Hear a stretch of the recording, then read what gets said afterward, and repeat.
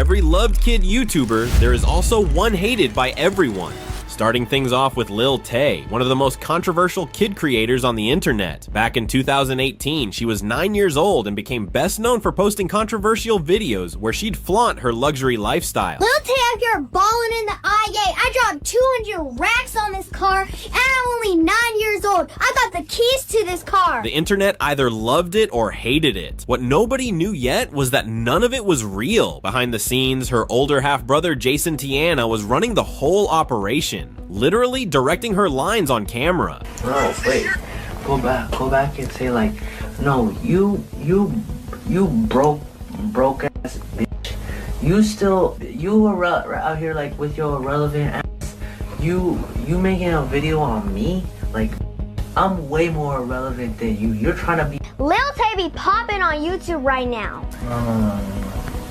Brandon, you need to be like more ignorant. He was writing the persona, she was performing it, and it didn't stop there. Her mom, Angela Tyan, got fired from her real estate job after it came out that she'd been using her employer's luxury properties and cars as props for the videos. The mansion wasn't theirs, the cars weren't theirs, the whole lifestyle was fabricated, and a 9-year-old was the one taking the heat for it online. Then she went silent. 5 years, nothing. Until August 9th, 2023, when a statement dropped on her Instagram claiming that Lil Tay and her brother had both died. However, within just 24 hours, the truth came out. Both she and her brother were alive, and her Instagram account had been hacked. It's kind of crazy it took this long. Both Lil Tay and her brother, we should say, are safe and alive because that statement had said that he had died too. What she claims is that her Instagram account was hacked, and she said, look, all day yesterday I was answering calls from family and friends who were heartbroken thinking that I was dead. I'm very much alive.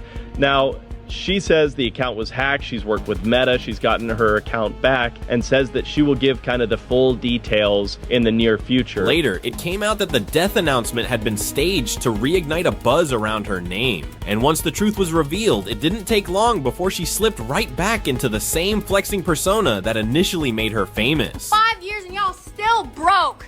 The GOAT is back. 5 years and I'm still the youngest one out. 5 years and y'all are still broke. So don't take it out on me. Why the fuck are y'all coming at me for? Y'all hating were hating on me when I was 9 years old, talking all this shit when you don't know me.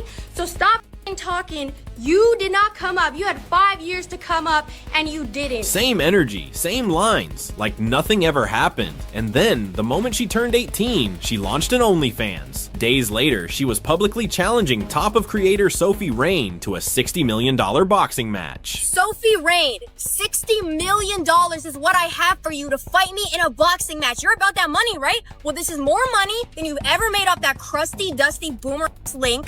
So put on the gloves and fight me. Lil Tay's story was never really a comeback. A kid pushed into fame by the adults around her disappeared for 5 years, then returned playing the exact same character. Not because she changed, but because it's the only version of herself she was ever taught to be. While Lil Tay's entire career was built on controversy, the same couldn't be said for siblings Karina and Ronald. Back in 2016, Karina and Ronald launched Sis vs. Bro, quickly becoming fan favorites thanks to their fun and wholesome sibling bond.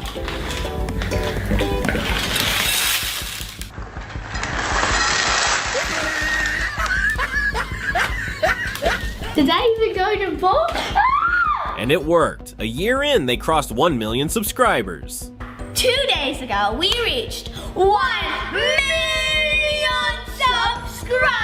8 months later, the channel was pulling over 100 million monthly views. Not from drama or controversy, but because people connected with them. Eventually, Sis vs. Bro reached 14.6 billion views and over 14 million subscribers. While most kids their age were doing homework, Karina and Ronald were living a life most adults never experience. Hey guys, it's Karina and Ronald. We're from Sis vs. Bro, and we're in Spain and we're looking for a long-term house. Today we're dining room and also the living room. Look how massive the living room is. Secondary living room right here.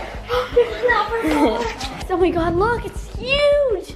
It's massive! But then they started getting older, and the kid-friendly content that built the channel stopped feeling like them. On March 20th, 2021, they uploaded their final video. Hey guys, so it's just Karina today, and if you haven't seen the last 2 videos, then I have to tell you that we just moved into a mansion and somehow our parents agreed to do a challenge on who would get the master bedroom. Then 3 years passed, nothing, until they came back. So guys, it's been a very long 3 years, but we are now back.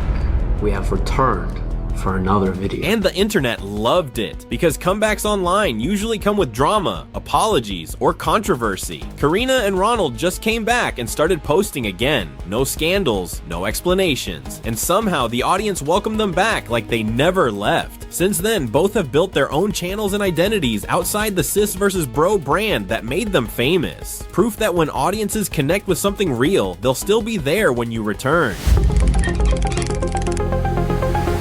While Karina and Ronald never needed controversy to build their name, Rakai built his entire reputation on exactly that. He first appeared on the radar in April 2024, hopping on a video call with Kai Cenat, getting a cosign from one of the biggest streamers alive. You know what I mean? It's just like so just cool and just like wow, man. Wait, I don't, where you from? From New York. From New York. Do it different. Wait, what part of New York you from? 305, upstate New York. Nigga, you from upstate? Yeah, do it different. God did. Wait, what part of upstate? Like Buffalo, like where? Like Syracuse.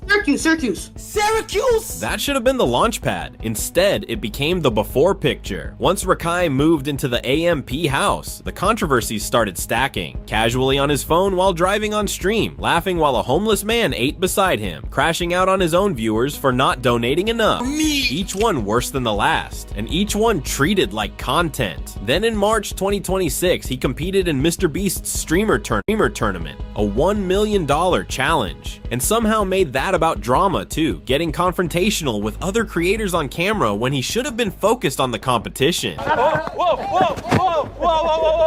Chill. Security! Chandler, chill! And just when it seemed like the tournament drama was done, another clip resurfaced from the same event. Rakai, after fellow creator Rubius got eliminated, hit him with the Take the L Fortnite emote to his face, on stream, in front of everyone. Going back to slingshot. Ain't no way. He's good at the throw. Ain't no way. He's emoting on him. A toda mi comunidad. Justice. Cállate, niño, anda, cállate, niño. En fin, chicos, ha sido imposible, llevamos aquí 2 horas tirando.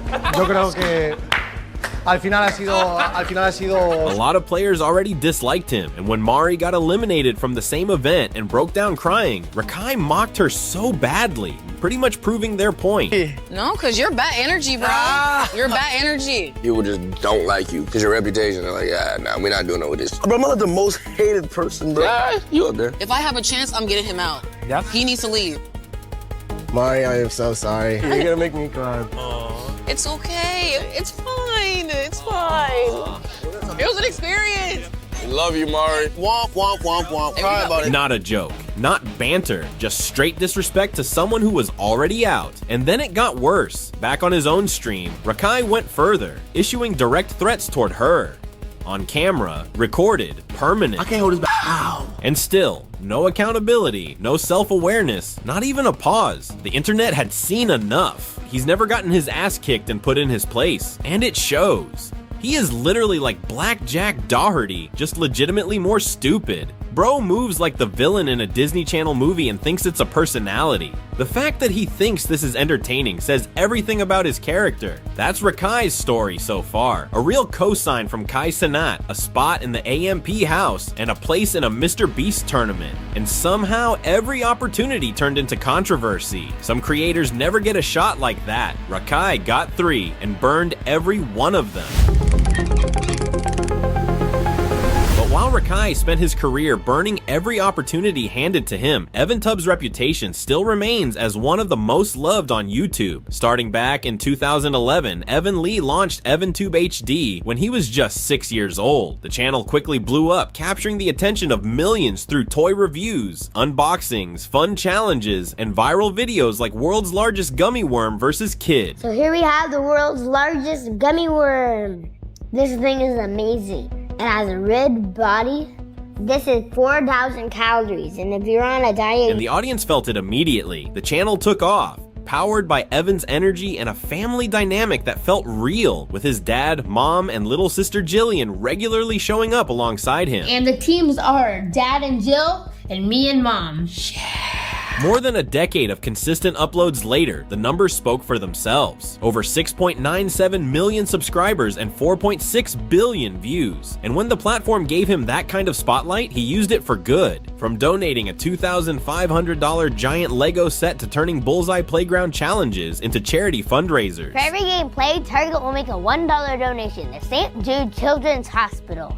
Just saying, now you can help people by playing games online. But then, like every kid on this list, Evan grew up. He graduated high school, and in June 2024, he uploaded a video called The End of Evan Tube, quietly stepping back from YouTube to focus on college. The end. So if uploading videos when I felt like it is where we were at before, we're gonna go take it a little further. I didn't expect to see too much, video-wise from me. Hey, I'm not going full MatPat and going and retiring either. This is really just because of one big reason though, and that's the fact that I am moving out. No drama, no controversy. Just a kid who started YouTube at 6 years old, stayed authentic for over a decade, and walked away with his reputation completely intact. EvanTube simply showed up, did the work, and left with his head high. And honestly, that's rarer than any viral moment on this list. While EvanTube walked away from the platform with his reputation intact, Piper Russell's story went in the complete opposite direction. First gaining popularity between 2016 and 2017, Piper built a following of over 12.2 million subscribers through tween-focused content and a social media group she called The Squad. 2, 1,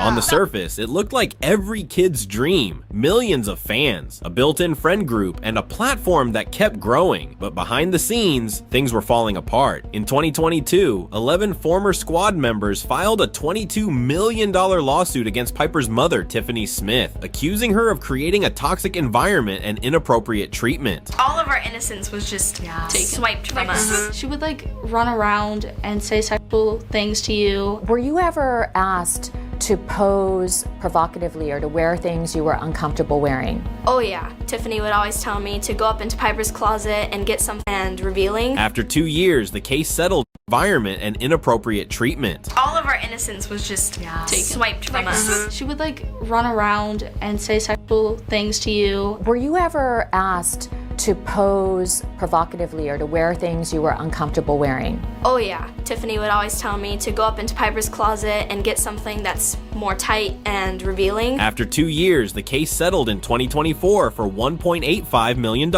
with no admission of guilt. Then on April 9th, 2025, Netflix released a docuseries called Bad Influence, the dark side of kidfluencing, putting the allegations back in front of a whole new audience and ripping the curtain off what that environment actually looked like. Tiffany finds people who want to be famous.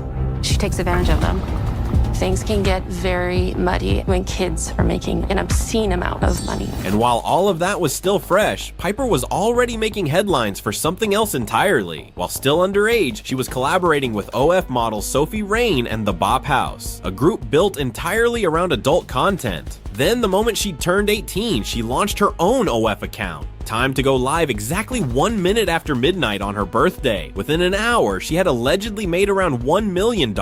She was later interviewed about the decision, and some of her answers started to raise many eyebrows. A Nightline exclusive. Piper Raquel as you've never seen her. For the first time on TV, the former kid influencer turned OnlyFans instant millionaire. Because I'm very comfortable with who I am, but nothing yet. I just started. It's literally only been a month. I love to show my body and I show my body on Instagram. If I show that much on Instagram, I'm obviously doing more on OnlyFans. You're in this spot and you're not going to be young forever, and you just have to just live. I'm not going to be young forever, so I might as well exploit my while I can. This poor child. The normalization of becoming a star is so insane to me. Since then, Piper has continued pushing the same content, linking up with controversial creators like Natalie Reynolds and showing no signs of slowing down.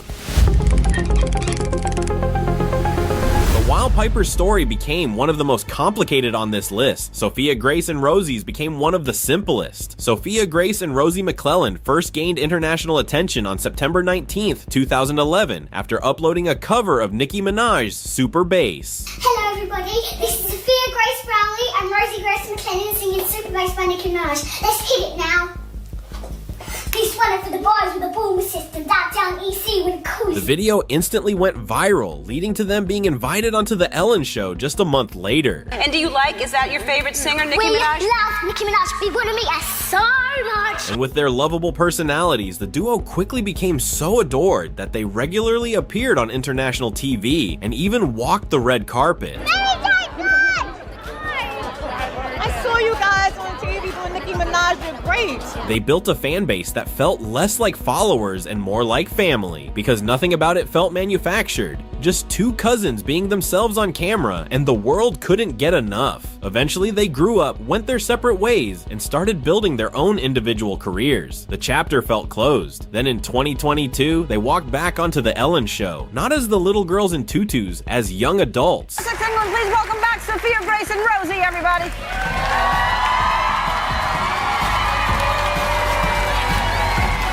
And the internet genuinely felt that moment. This literally made me have tears in my eyes. This was so sweet. They have grown up so fast. I've been watching them since their first appearance on The Ellen Show. Great memories. They still have the same personalities as when they were kids. It's amazing to see. That reaction says everything. In a space where most child stars disappear or implode, Sophia Grace and Rosie simply grew up normally and stayed loved for it. Today, both share their own lives online. Rosie posts singing covers and glimpses into her daily life, while Sophia shares updates on her music career and her journey into motherhood. Separate paths, same warmth, but together, they're still remembered as one of the internet's most beloved child star duos.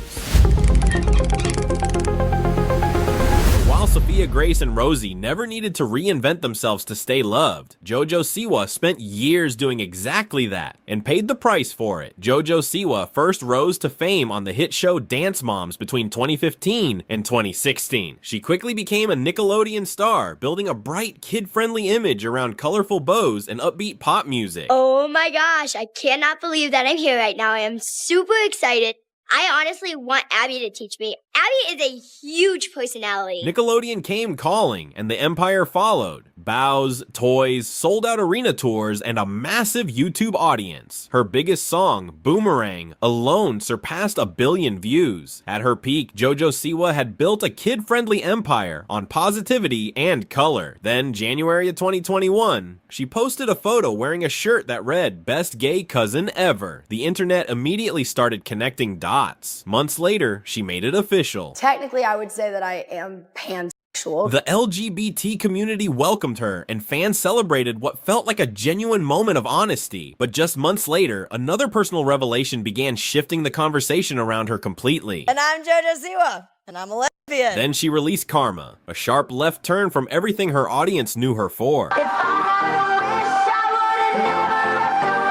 The backlash was immediate and loud, but instead of trying to calm her fans down, she responded with this. So a list just got released of the most disliked music video by a female artist on YouTube in 2024. Here we go. Number 2, second place overall, we have Fortnite by Taylor Swift with a whopping 350,000 dislikes. Your number 1 first place overall goes to Karma by JoJo Siwa with an astonishing, record-breaking 3.1 million dislikes! Some fans stayed, most started drifting away, and just when it seemed like things couldn't get more complicated, everything shifted again in April 2025, when she appeared as a guest on Big Brother and was seen reinventing herself yet again. JoJo Siwa no longer identifies as a lesbian. This was revealed last night on the Celebrity Big Brother live stream when she was having a conversation with Danny Beard. I think I've always told myself I'm a lesbian, but I think being here, I realized, oh no, I'm not lesbian, I'm queer. And while the internet was still processing all of it, her new boyfriend, Chris, posted a photo of them in bed together on Snapchat, fueling accusations that she had cheated on her ex-girlfriend, Kath Ebbs, during her time on the Big Brother show. And due to this desire for overindulgence and her constantly changing sexuality, fans were left outraged, leaving her as one of the platform's most controversial kid creators. But while most channels on this list were built on personas, Nastia's was built on something far more real. The Like Nastia channel didn't start as a content strategy. Back in 2016, her parents Anna and Sergey created it for one reason: to document their daughter Anastasia's battle with cerebral palsy, a family keeping memories, nothing more. Привет, ребята! Сегодня Настюша приехала. Первая, я за тобой. Да, пошли. А вот и герои мультика. Обнимашки обязательно. What started as a personal record of one little girl's journey quietly became one of YouTube's biggest kids channels. 132 million subscribers with videos surpassing 1 billion views. And as the audience grew, so did the message. Content built around good behavior, healthy habits, and lessons designed for millions of young viewers around the world. We all can make mistakes, but we should fix them. Kids, and don't forget, brush your teeth. Twice a day. And by 2019, that wholesome, family-friendly content had paid off, with Nastia being recognized by Forbes as the 3rd highest paid YouTuber in the world. Over time, the content naturally evolved, shifting from simple family adventures to concepts built for a broader audience. But the core never changed. I can't stand being a kid. I want to be a grown-up already. Are you sure? Of course. So, right now? Yeah. Nastia, I really don't have time for this, but I need you to get in the car because I need to come home to watch the game. Who's that? This is your husband. As of 2026, Nastia is still one of the biggest kid creators on the planet. She's even launched a second channel simply called Nastia, continuing to put out the same wholesome, family-friendly content that built everything in the first place.